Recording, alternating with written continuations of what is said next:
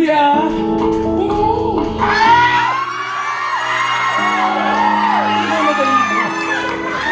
Kaya pa nila maghintay. Ayaw mo na ba ako makasama? Ang sarap mo humalik. May alat at may tamis. May bango ng hiningang amoy.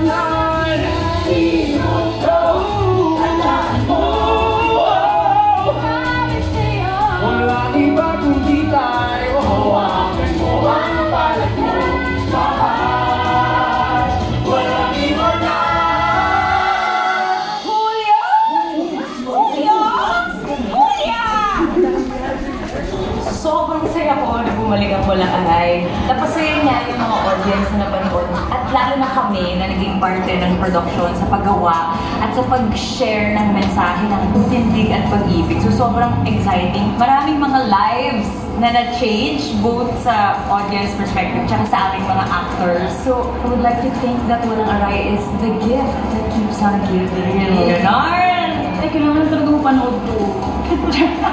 And I think it's really important to tell this story now more than ever. Kasi yung show na to, it encourages people, even us na part ng story na to, especially us na parte ng story na to. It encourages us to think and reflect on mga social, political issues na nangyari na before and nangyayari pa rin hanggang ngayon. And pag napanood mo yung show, kami na nagagawa namin yung show, pag umaalis kami ng theater, every time we do it, it makes us think and feel deeply. And the theme of Walang Aray is very relevant. Tumindig at umibig. Yes. Classic. Hanggang ngayon, yun ang kailangan natin panghawakan. Tumindig at umibig sa kahit ano pa yan.